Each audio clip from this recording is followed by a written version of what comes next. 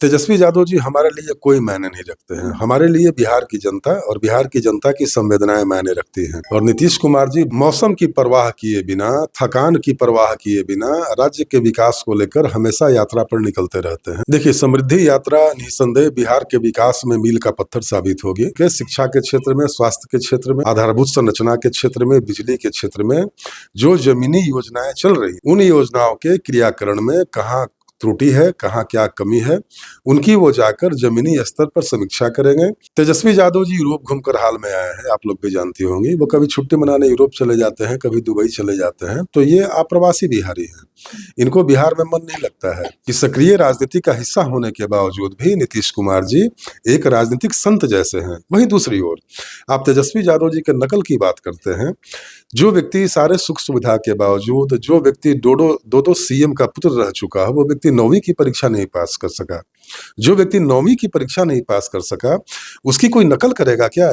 मुख्यमंत्री नीतीश कुमार समृद्धि यात्रा पर निकल रहे हैं। खरमास के बाद दही चूड़ा भोज देने के बाद मुख्यमंत्री नीतीश कुमार जनता की समस्याओं को सुनेंगे। शिकायतों की लिस्ट लोगों ने तैयार करनी शुरू कर दी है, क्योंकि नीतीश कुमार हर जिले में जाएंगे और बड़ा एक्शन लेंगे। जो जो काम नहीं हुए हैं और अधिकारियों को फटकार भी लगाएंगे। हमारे साथ खास बातचीत करने के लिए जेडीयू प्रवक्ता नवल जी हैं, सीधे जुड़ेंगे। नवल जी, सबसे पहले समृद्धि यात्रा 16 तारीख से निकलने वाली है, कैसे देख रहे हैं यात्रा को आप?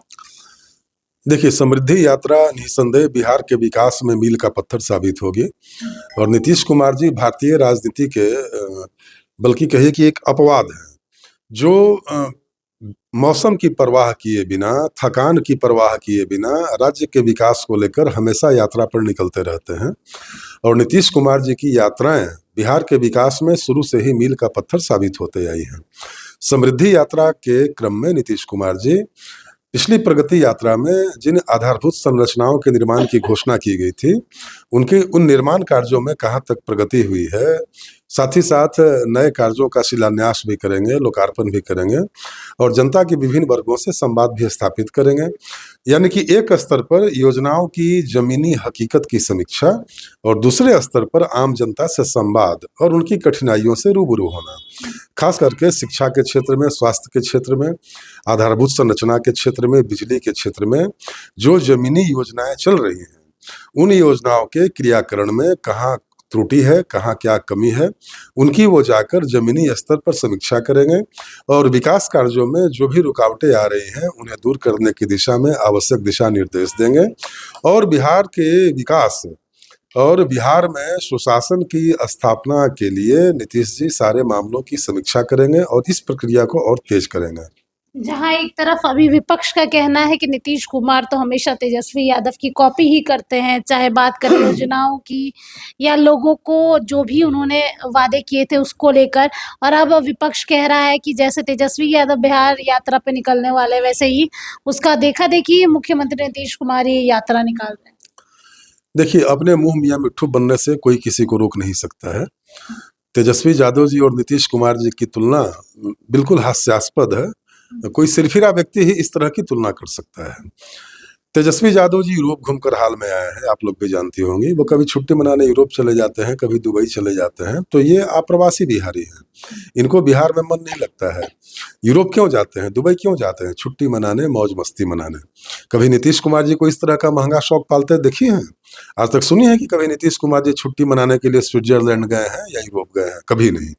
क्योंकि नीतीश कुमार एक ऐसी शख्सियत का नाम है जिनकी दिनचर्या केवल विकास के इर्द गिर्द घूमती है।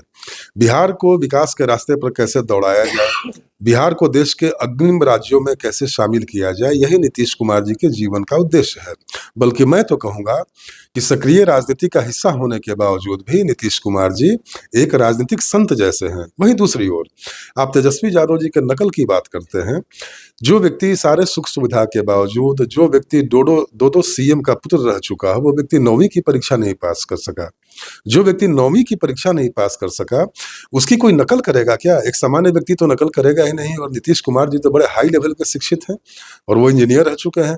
तो पता नहीं इस तरह का सलाह तेजस्वी यादव जी को कौन देता है कि नीतीश कुमार जी आपकी नकल करते हैं। ऐसा बोलिएगा तो प्रभाव जमेगा, इससे प्रभाव नहीं जमता है। बल्कि तेजस्वी तेजस्वी यादव लोगों के बीच में हास्य का पात्र बनते हैं। आखिरी सवाल लूंगी कि 100 दिन का समय दिया है उन्होंने आप लोगों को, कहा है कि अगर 100 दिन में आप लोग ने अपनी वादों का जो वादे किए थे जनता से अगर पूरे नहीं करेंगे तो फिर वो सड़क से लेके सदन तक आंदोलन करेंगे। देखिए, तेजस्वी यादव जी हमारे लिए कोई मायने नहीं रखते हैं। हमारे लिए बिहार की जनता और बिहार की जनता की संवेदनाएं मायने रखती हैं। और नीतीश कुमार जी एक ऐसे राजनेता हैं जो अपनी वचनबद्धता के लिए जाने जाते हैं। सारे लोग जानते हैं कि नीतीश कुमार जी जो कहते हैं वो करते हैं। बिहार की माताओं बहनों के खाते में 10-10 हज़ार रुपये की राशि दी जा चुकी है और शेष 2 लाख रुपए की राशि उन महिलाओं के द्वारा खड़ा किए गए उनके सस्टेनेबल उपक्रम का मूल्यांकन करने के बाद 2 लाख रुपए की राशि भी प्रदान की जाएगी और इसके लिए एसओपी तैयार किया जा रहा है और शीघ्र ही इस प्रक्रिया का श्री गणेश हो जाएगा। तेजस्वी यादव जी को राजनीति करनी है तो इसी तरह की उलूल जुलूल बयानबाजी करके वो मीडिया में बने रहना चाहते हैं। बस उनके इस बयान का मतलब यहीं तक सीमित है।